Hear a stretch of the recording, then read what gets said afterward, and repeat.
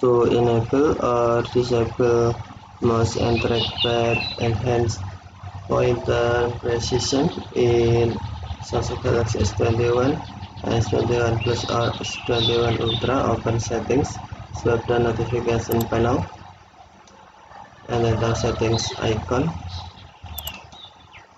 Scroll down settings screen, find general management.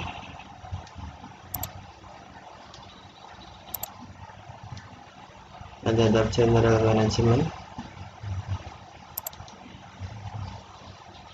Select mouse and trackpad.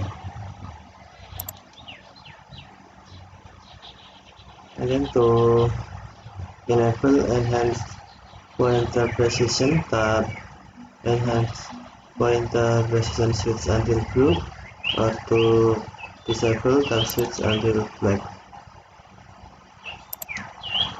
Make your mouse cursor move faster or slower depending on how fast you move your mouse.